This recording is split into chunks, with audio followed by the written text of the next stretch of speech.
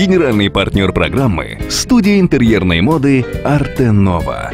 Arte Nova. Вы мечтаете, мы воплощаем. Здравствуйте! В эфире программа «Фамилия». Я предлагаю вам присоединиться к нашему разговору о семье. Сегодня у нас очень интересный гость и открытый разговор. На эти простые и одновременно сложные темы мы поговорим сегодня с Семеном Соловьевым, известным сомелье винотеки Соловьева. Наша встреча и это интервью, наверное, не случайность. Сегодня в жизни моего собеседника непростой этап – переоценка ценностей и осмысление сути отношений между мужчиной и женщиной. Об этом мы начали говорить с Семеном еще до начала съемки. Темой семьи я вообще очень давно занят. Можно сказать, что я даже бежал за собственной семьей. Но совсем недавно я задумался о несколько иных ценностях, упущенных пока на данный момент. Это родители. У меня сейчас жива мама, есть сестра. И я понял, как мало внимания я им уделяю. И что касается женщины в этом смысле, и, наверное, организации и создания детей, я думал, что если тебе нравится человек, то этого достаточно. Для семьи, да? Да-да-да. То есть можно там, не знаю, с шашкой там побольше крови, чтобы эта женщина принадлежала тебе. Я склонен сейчас думать, что, скорее всего, это не так. Вот. И, в принципе, любой человек должен организовать свое пространство так, что он должен быть самодостаточным, а человек близкий должен обогащать все это и дополнять тебя. Многие знают Семена как открытого, интересного собеседника, человека, увлеченного своим делом, настоящего профессионала. Но мало кому известна его личная история. У Семена растет дочь Варвара, ей 7 лет. К сожалению, он не видел ее первые 4 года. На самом деле этот 4-летний интервал, он не запланирован был, и я не бежал от этого контакта. Просто я реально сам себя поставил в такую ситуацию, что из нее не мог найти выход. Некоторое время назад в жизни моего собеседника была большая любовь, но женщина категорически отказалась признавать ребенка из прошлой семьи и запретила общение Семена с дочерью. А вы пытались на эту тему поговорить? Ой, это было, что там, посуда билась, там все было. Это было очень сложно. Примирение не произошло, и этот союз, он закончился логически.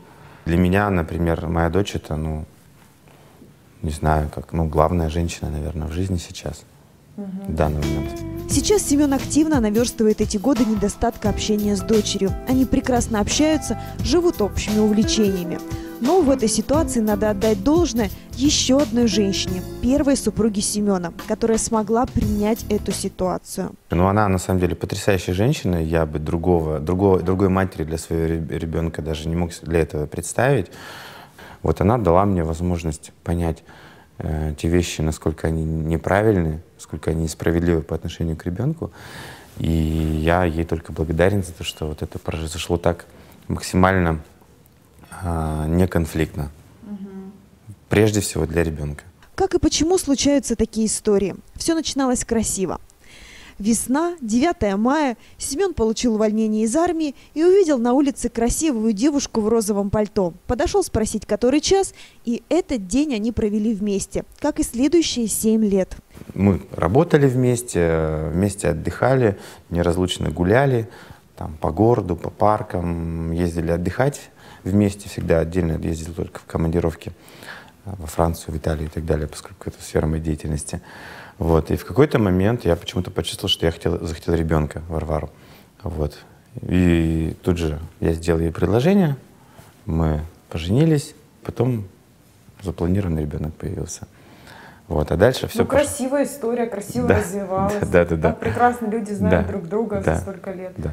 А дальше все случилось несколько иначе, чем я себе представлял. Я реально понял, что я живу с другом, всего лишь с другом, а я очень сильно захотел любви. Вот в том понимании, когда существует страсть, там, огонь, подвиги, там, цветы букетами регулярно, какие-то там клятвы, признания и так далее. Мне вот этого захотелось, чего не было в этом союзе. Сегодня Семен не в браке. Он ждет женщину, с которой сможет построить гармоничные отношения. Говорит, что присматривается и по-прежнему готов удивлять свою избранницу сюрпризами и вниманием. Женщину стоит удивлять, она же живет вся эмоциями, и с ней просто глупо там заниматься только планированием, просчитыванием календарных там, дат, когда мы куда-то поедем и все. Можно приехать из отпуска из Франции и тут же собрать какой-то коврик, набрать продуктов и отправиться на пикник в наш городской парк и там, выпить по бокалу вина, нарезать багет, положить на него какой-нибудь там сыр. Вот, и мы устроили французский пикник, как это происходит в Париже, например. Любовь сравнима с бокалом шампанского. Если не подливаешь, то угасает и игра, и блеск, и свежесть в отношениях. Поэтому необходимо постоянно что-то подливать. На съемку Семен принес с собой фотографии своей семьи. Совсем старые фото 20-х годов прошлого века. Своей бабушки Ксении, на которую он удивительно похож внешне, дедушки, мамы и отца. Я, например, услышал такую фразу и хочу сейчас с ней разобраться, то, что мы приходим в эту жизнь, выбирая себе родителей. И в какой-то момент у меня начала возникать обида на них, ну, что могли бы больше мне дать советов, направить куда-то, там, образование получше получить, во взаимоотношениях давать какие-то советы. И сейчас, вот буквально несколько дней назад до нашей встречи, я подумал о том, что если уж мы выбрали этих родителей, то это дан нам тот опыт, который мы должны пройти. И нужно их принять такими, какие они есть, и научиться любить, вот, несмотря на множество недостатков, которые можно себе придумать. Тоже хочу эту ситуацию попытаться подкорректировать, поправить, для того, чтобы чаще видеть нас вместе, чего я старался, наоборот, последние несколько лет развести. Я не старался встречаться, старался побольше быть один, и как раз так сильно бежал за какой-то абстрактной женщиной, не чувствуя, что у меня за спиной есть моя семья, с которыми я вырос, вот эти люди.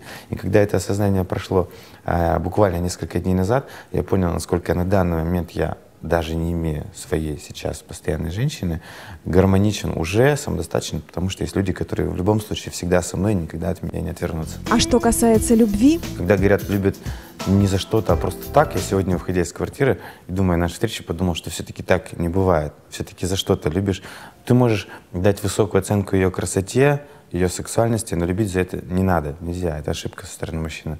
А любить нужно за внутренние качества, которые этот человек проявляет по отношению к тебе и также к окружающим, что очень немаловажно. Для меня важно, что мы в целом делаем для того, что нас окружает.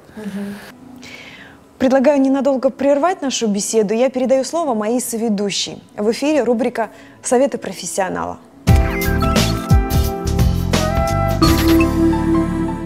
Понятие уюта в доме для нас тесно связано с преемственностью поколений, историей. С дизайнером Алексеем Рябцевым мы поговорили о двух непохожих друг на друга квартирах для одной семьи. Характер хозяев очень четко прослеживается, потому что по большому счету интерьер вообще задумывался практически как портрет хозяев. Первая квартира, в которой живут родители, соединила в себе конструктивизм и колониальный стиль. Получилась забавная очень смесь, именно почему колониальный стиль получился. То есть когда в само помещение не классическое, и в нем стоит классическая мебель. Это очень характерно как раз для колониальных стилей. Интерьер для сына, хозяина второй квартиры, получился современным, стильным, но в нем также есть мотивы первой семейной квартиры, индивидуальный и в чем-то классический характер. Дизайнер применил интересные решения со светом, фактурами и конструкциями стен. Особую ценность представляет роспись на стене, где изображен хозяин квартиры со своими товарищами по музыкальной команде.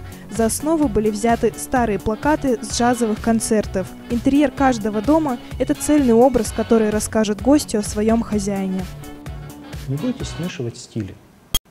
Если вы смешаете всего два стиля, то вряд ли вы ошибетесь.